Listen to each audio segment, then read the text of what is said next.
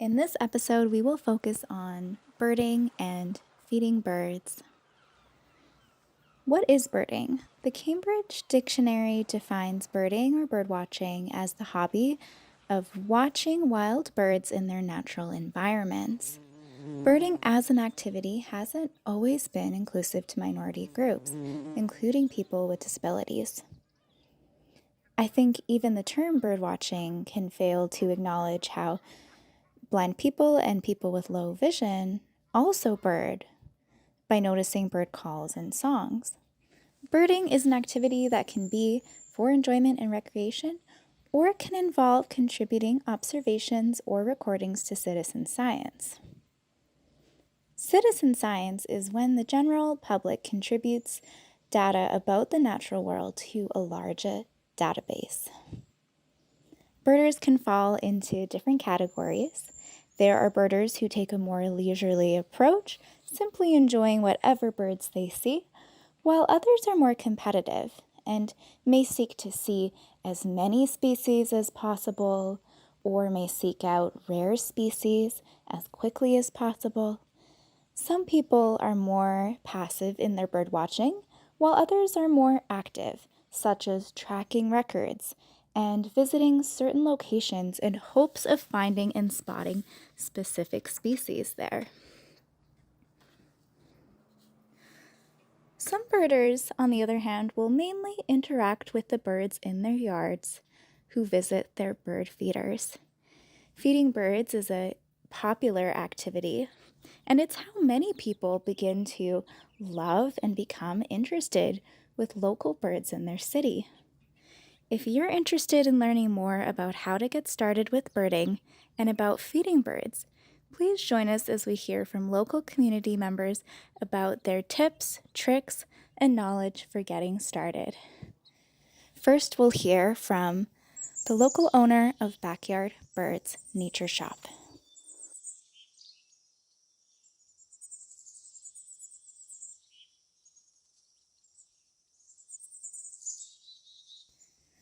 Next, Alana will share how her love of birds began.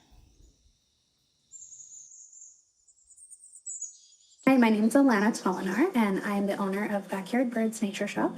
And I got involved in birds all the way from the time I was a child. My dad was a zookeeper at the Edmonton Valley Zoo. So he worked with all of the birds of prey. He did the flight demonstration program at the zoo. And on occasion, if birds needed 24-hour care, he would bring them home to make sure they were cared for. So I remember when I was about 8 years old, we had two baby snowy owls living in our house with us. And the worst part about having owl roommates is that you have to keep mice in your freezer for them to eat as well. But it was a really magical experience to be able to grow up surrounded by birds. I studied at the University of Alberta for my undergraduate degree in environmental and conservation sciences. After I graduated, it was the middle of the COVID pandemic. No one was hiring to do environmental education work at that time. All of the programs were on hold.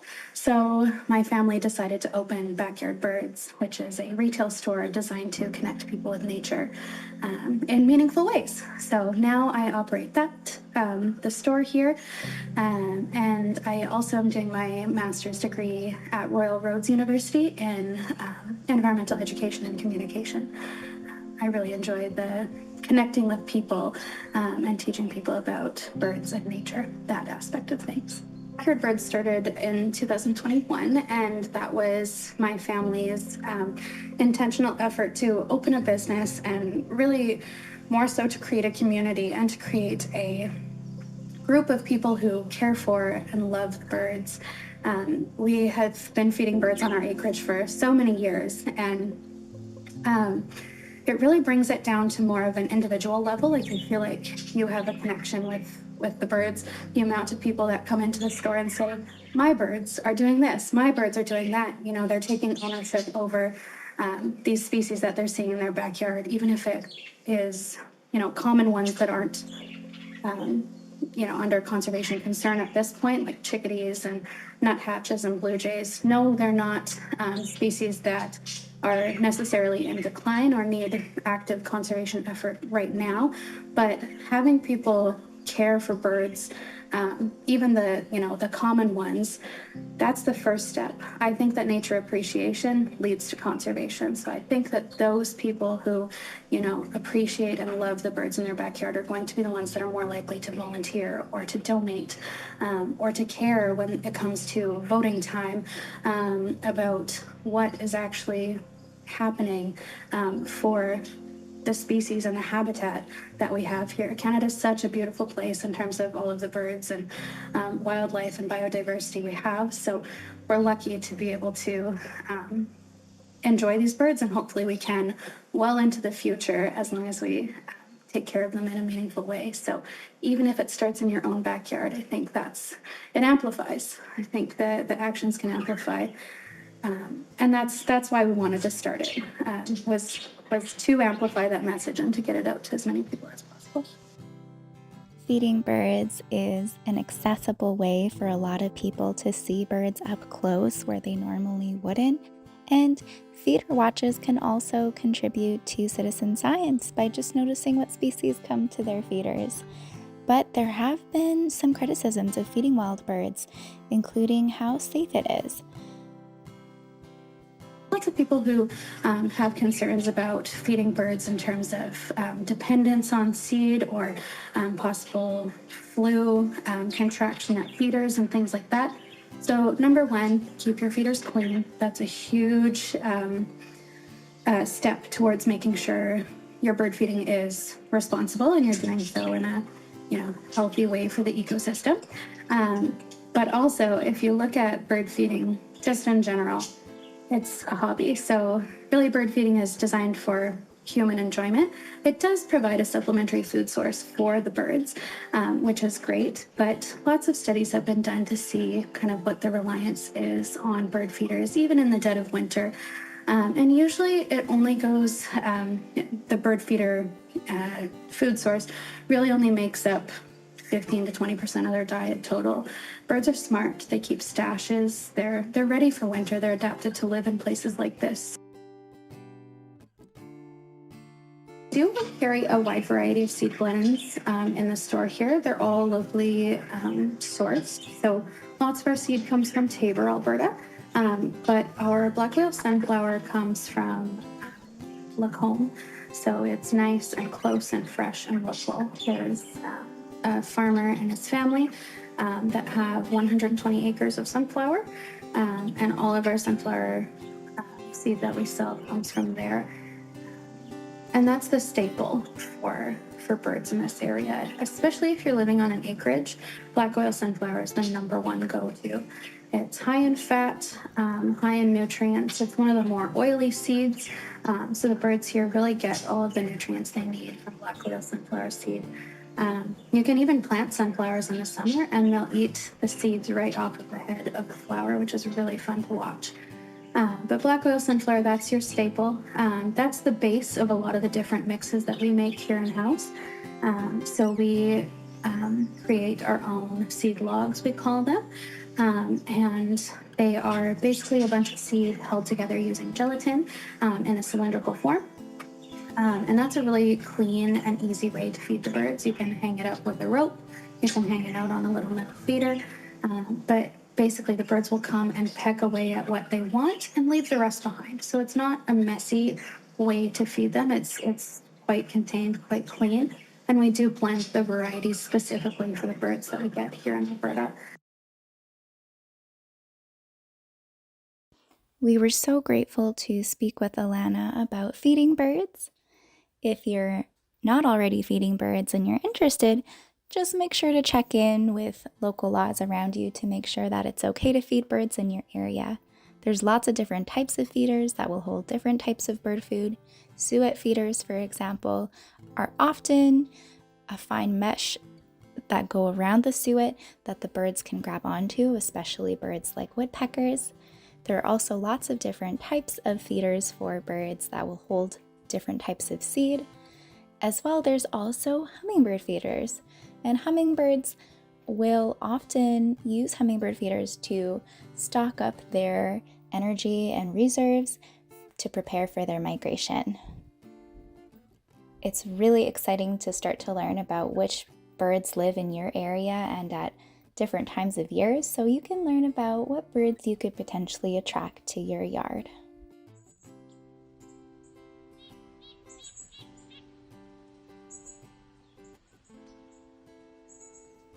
A great place to start, if you're interested in birding, is learning about the different birds that live in your area at that time of year.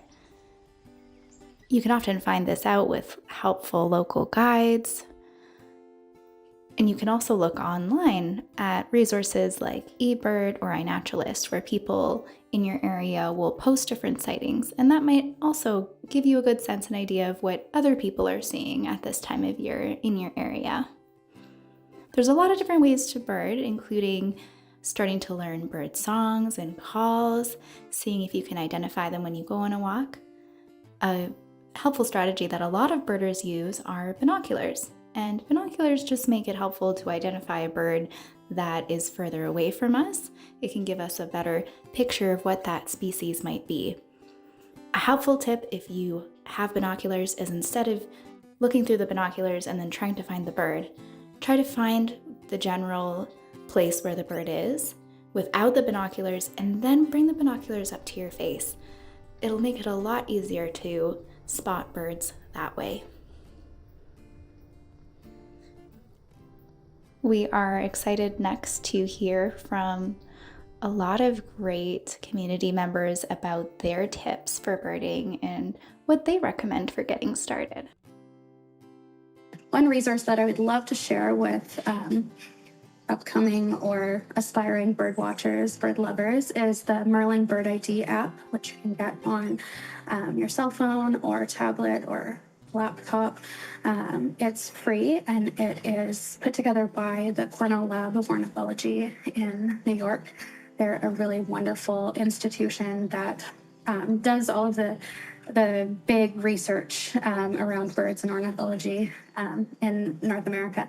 And this app is wonderful. You can get different packs, they call it, for different areas of the country. So you can be anywhere in the world, really. There's different packs for everywhere.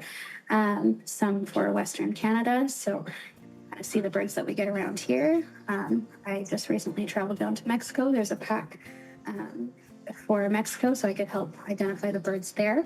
But basically, this app helps you in two different ways. You can upload a picture, and it tries to identify what the bird is for you, or you can use it as a sound identification feature. You hold the phone up while you're out and about. It'll listen to the calls that it's hearing and identify the bird for you right in the app. So it's a free app and just a really wonderful way to get to know the species we have around here. There's also other features that help you identify on that app too, but I thought that would be a great resource for anyone to get into that hobby or world of birds.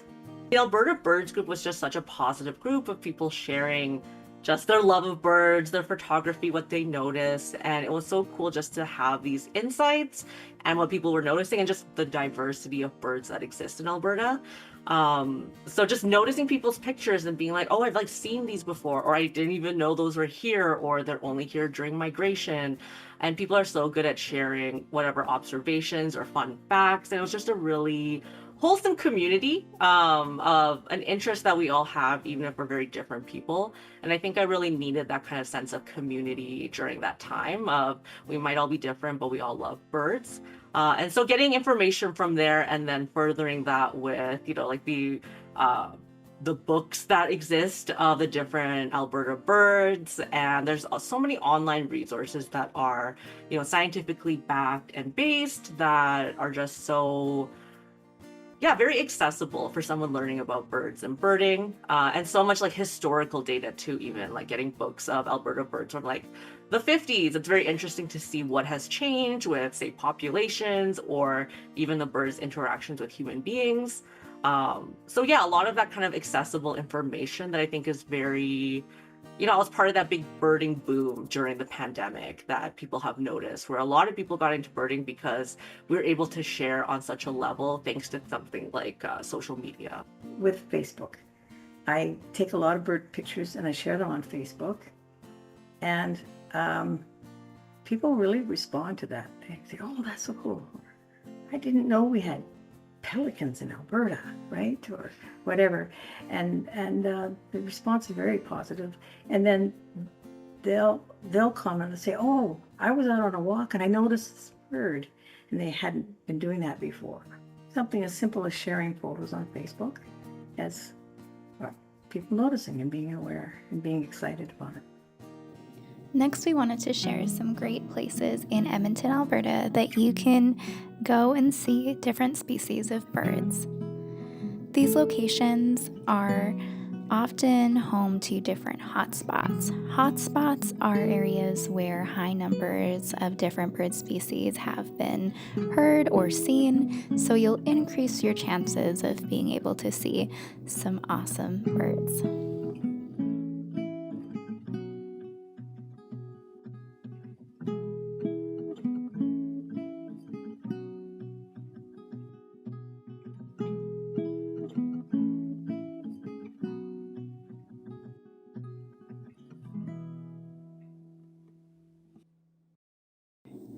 Beaumaris Lake is the oldest and largest stormwater lake in Edmonton. It first opened in North Edmonton in 1979, and the paved trails loop around the lake and are about 2.5 kilometers in length. A stormwater pond or lake is an engineered body of water that's designed to store and treat stormwater runoff from urban areas. This helps prevent floods and improves water quality before it flows into rivers. Beaumaris Lake is popular for running, walking, cycling due to its paved trails. Another great part of Beaumaris Lake is the accessibility. There are multiple designated accessible parking spaces in the large paved parking lots just off of Kessel Downs Road at the west end of the trail, and several of them are van accessible with striped access aisles. The trails are paved concrete and they're about 1.2 meters wide. This makes it a good fit for wheelchairs and strollers, but do keep in mind that some parts of the trail are a bit steeper, so there are sections of the park that are accessible. Beaumaris Lake is a popular place for birds. It has seen 166 species since its existence, and very interestingly, the fish in the pond make it a great spot for a lot of waterfowl and migratory birds. So it's quite amazing when the area sees pelicans. There are many different waterfowl that nest in the area, including red-necked grebes and coots. So if you visit the park in the spring, you might be able to see these different species. And red-necked grebes are extremely cute. They've got a very fun crest, and the babies ride on the back.